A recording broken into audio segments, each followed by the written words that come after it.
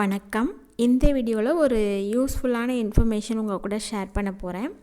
நம்ம ஆரி ஒர்க் பண்ணுற எல்லாருக்குமே ஃப்ரேமில் மாட்டி பண்ணுறோம், கிளாத்தை பண்ணுறோம் அப்படின்னா இந்த ப்ராப்ளம் கண்டிப்பாக வரும். இந்த மாதிரி அங்கங்கே இந்த ரிங்கு மாட்டியிருக்கோம் இல்லையா, ஸோ அந்த இடத்துல நம்ம ஒர்க் பண்ணி முடித்ததுக்கப்புறம் இந்த மாதிரி நமக்கு கிளாத் டேமேஜ் ஆகிருக்கும். இது எல்லா டைமும் இருக்குமா அப்படின்னா கண்டிப்பாக இருக்காது. எல்லா கிளாத்துக்கும் இந்த மாதிரி டேமேஜஸ் வராது. Soft silk maximum soft silk இப்போ ஃபுல்லாகவே சாஃப்ட் சில்க் தான் ட்ரெண்டில் இருக்குது. ஸோ அதனால் சாஃப்ட் சில்கில் உள்ள ப்ளவுசஸ் நாம் ரிங்கில் மாட்டி பண்ணும்போது கண்டிப்பாக இந்த ப்ராப்ளம் வரும். மற்றபடி ஒரிஜினல் பட்டு சாரீ அந்த மாதிரி பியூர் சில்கில் அந்த அளவுக்கு வர்றது கிடையாது. நான் எக்ஸ்பீரியன்ஸ் பண்ண வரைக்கும் சாஃப்ட் சில்க் எல்லாத்துலேயுமே இந்த மாதிரி வந்திருக்கு. ஸோ இந்த ப்ராப்ளத்தை எப்படி சரி பண்ணணுன்ற வீடியோ தான் இது. இது பார்த்திங்கன்னா நான் என்ன பண்ணுறேன்றதை உங்கள் கூட ஷேர் பண்ணியிருக்கேன். எனக்கும் நான் காட்டில் யூஸ் பண்ணல, ஃப்ரேமில் மாட்டி ஸ்டாண்டில் தான் யூஸ் பண்ணுறேன், ஆரி ஸ்டாண்டில். ஸோ அதனால் இந்த ப்ராப்ளம் நான் சாஃப்ட் சில்க் மேக்ஸிமம் யூஸ் பண்ண எல்லா ப்ளவுசஸ்க்குமே ஆஃப்டர் ஒர்க் பண்ணி எடுத்ததுக்கப்புறம் மீதம் உள்ள பார்ட்லலாம் அங்கங்கே அந்த ரிங் எங்கெங்கெல்லாம் போட்டோமோ அந்த இடத்துல இந்த மாதிரி வரும். ஸோ அதை நான் இப்படி தான் சரி பண்ணிக்கிறேன். ஸோ அதை உங்கள் கூட ஷேர் பண்ணியிருக்கேன். இந்த மாதிரி நம்ம நீடில் இருக்கு இல்லையா, ஆரி நீடில், அந்த நீடிலில் பேக் சைடு எடுத்துக்கலாம். நான் இப்போ நார்மல் அயன் நீடில் எடுத்திருக்கேன். முடிஞ்சதுன்னா நீங்கள் துளிப் நீடில் இருந்துச்சு அப்படின்னா நீங்கள் அந்த நீடில் எடுத்துக்கிறது பெஸ்ட்டு. துளிப் நீடில்னால் உங்களுக்கு கிளாத்தில் ஒரு மாதிரி குறைன்னு உரசாது, ஒரு மாதிரி டிஃப்ரெண்ட்டாக இருக்கும் அயன் நீடில் யூஸ் பண்ணும்போது. இதுவே துளிப் நீடில்னால் அது நல்லா கொஞ்சம் மோல்டடாக இருக்கும். ஸோ அதனால் த்ரெட்டை சப்போஸ் அயன் நீடில் த்ரெட்டை இழுக்க சான்ஸ் இருக்குது. அது துளிப் நீடில் இருக்காது. ஸோ முடிஞ்சால் துளிப் நீடில் யூஸ் பண்ணிக்கலாம். நான் அயன் நீடில் யூஸ் பண்ணுறேன். ப்ளஸ் இந்த பென்னோட பேக் சைடு இருக்கு இல்லையா, ஸோ அந்த பார்ட்டை நான் யூஸ் பண்ணிக்கிறேன்.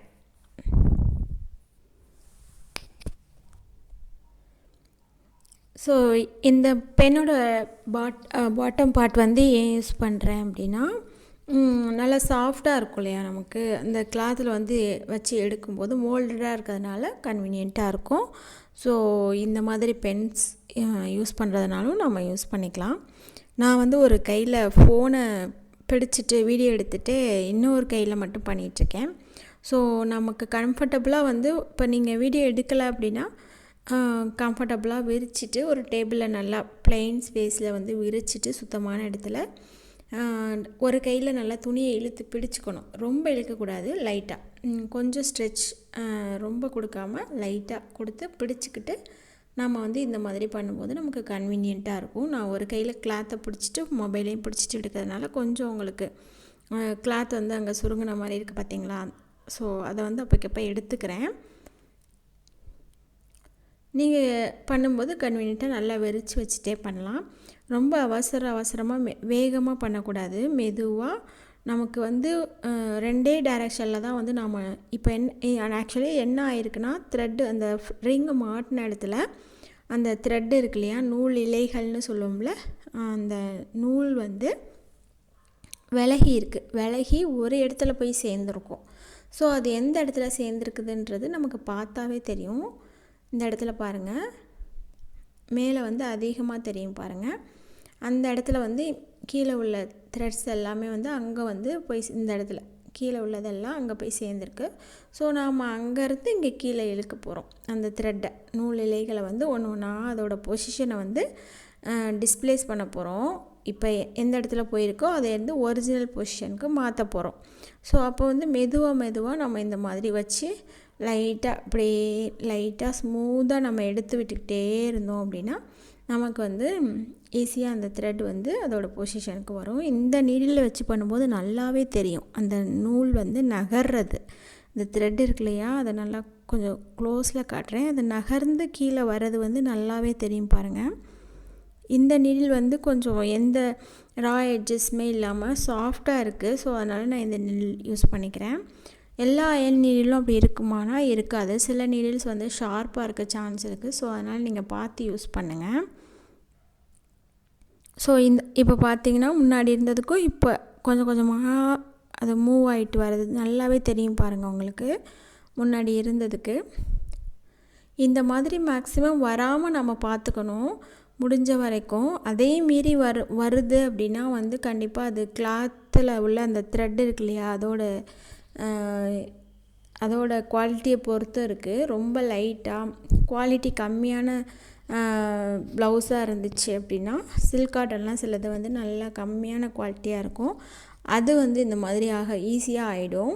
அதே மாதிரி கண்டிப்பாக சாஃப்ட் சில்க் எல்லாமே வந்து நமக்கு இப்போ வர சாஃப்ட் சில்க்ஸ் எல்லாமே வந்து இந்த மாதிரி ஆகுது. ஸோ அதனால் வந்து நம்ம கண்டிப்பாக இந்த மாதிரி சரி பண்ணிட்டு தான் நம்ம கஸ்டமருக்கு கொடுக்க முடியும்.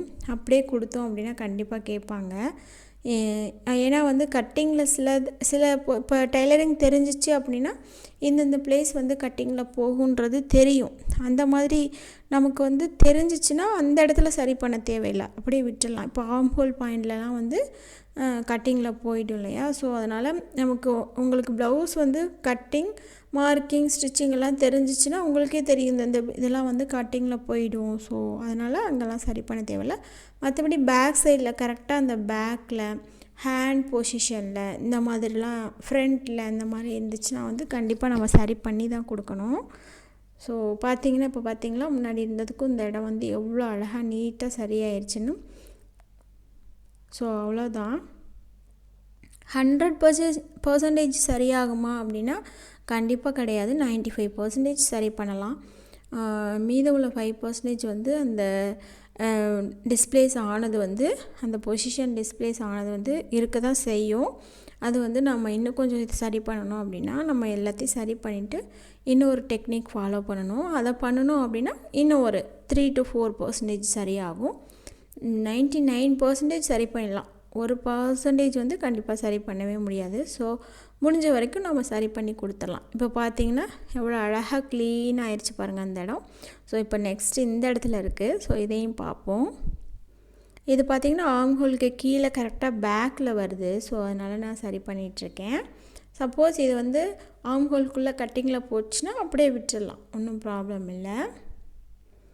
ஸோ இது ரொம்பவே எக்ஸ்ட்ராவே டேமேஜ் ஆகிருக்கு இந்த பிளேஸ். ஸோ அதனால் நம்ம அதாவது நமக்கு எக்ஸ்ட்ரா டேமேஜ் ஆகிருக்கேன்னு சொல்லிட்டு அவசரமாக வச்சு சரசரன்னு தேய்க்கக்கூடாது. மெதுவாக ரொம்ப சாஃப்டாக ஹேண்டில் பண்ணணும். ஒவ்வொரு த்ரெட்டையும் நம்ம வந்து மேலேருந்து கீழே இப்படி எடுக்கிற டைரெக்ஷன் வந்து நம்ம கிராஸில் பண்ணோன்னா கிராஸில் வந்து இதில் ஒர்க் அவுட்டே ஆகாது.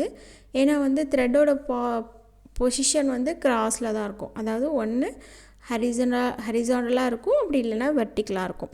ஒன்று ஹரிசாண்டலாக ட்ரை பண்ணுங்கள். அடுத்தது வந்து ஒரு 3 times ஹரிசாண்டலாக வந்து நம்ம மூவ் பண்ணால் அடுத்த 3 time வந்து வெர்டிக்கலாக மூவ் பண்ணுங்கள். ஸோ ஈவனாக பண்ணும்போது கரெக்டாக மூவ் ஆகும். ஸோ அதை வந்துட்டு ஃபாலோ பண்ணிக்கோங்க.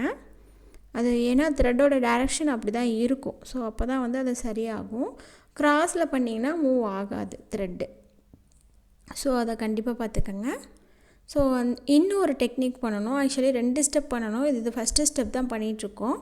இந்த ஸ்டெப் முடித்ததுக்கப்புறம் செகண்ட் ஸ்டெப் பண்ணால் தான் வந்து இந்த மெத்தட் வந்து ஃபில் ஆகும். ஸோ அதையும் நீங்கள் இந்த வீடியோ எண்டு வரைக்கும் ஸ்கிப் பண்ணாமல் பார்த்தீங்க அப்படின்னா தான் புரியும். ஸோ அதனால் ஸ்கிப் பண்ணாமல் பாருங்கள்.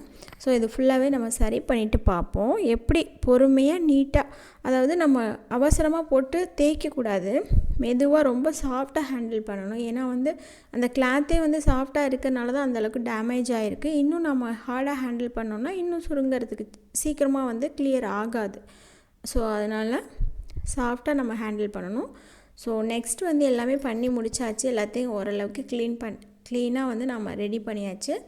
நெக்ஸ்ட்டு ஸ்டெப் என்ன சொன்னேன்னா இதுதான் செகண்ட் ஸ்டெப். வந்து நீட்டாக வந்து அந்த இடத்துல வந்து நம்ம அயன் பண்ணிடணும். லைட்டாக ஹீட் வச்சு அயன் பண்ணிட்டோம் அப்படின்னா நீட்டாக நமக்கு பார்த்திங்கனாவே தெரியும், ரொம்ப நீட்டாக அழகாக கிடச்சிருச்சு பாருங்கள். இதை பண்ணும்போது வந்து ரொம்ப நம்ம பொறுமையாக கொஞ்சம் டைம் எடுத்து செய்யணும். ஸோ அப்போ தான் நமக்கு நீட்டாக கிடைக்கும் கிளாத். இல்லைன்னா இன்னும் மேற்கொண்டு டேமேஜ் ஆகாமல் இருக்கும். ஸோ அதுக்கப்புறம் வந்து நீட்டாக அயன் பண்ணிடணும். ரொம்ப ஹீட் வைக்காமல் லைட்டாக ஹீட் வச்சு அயன் பண்ணிட்டோம் அப்படின்னா அந்த பொசிஷன் வந்து கரெக்டாக செட் ஆயிரும். நம்ம எடுத்தோம் இல்லையா த்ரெட்டை, அது டிஸ்ப்ளேஸ் ஆனதை சரி பண்ணோம் இல்லையா, அது வந்து அந்த இடத்துல வந்து செட் ஆயிரும். அவ்வளோதான். ஸோ இந்த வீடியோ உங்களுக்கு யூஸ்ஃபுல்லாக இருந்திருக்கும், பிடிச்சிருக்குன்னு நினைக்கிறேன். பிடிச்சிருந்துச்சு, யூஸ்ஃபுல்லாக இருந்துச்சுன்னா கண்டிப்பாக கமெண்ட் பண்ணுங்கள். நெக்ஸ்ட் வீடியோவில் பார்ப்போம். தேங்க்யூ.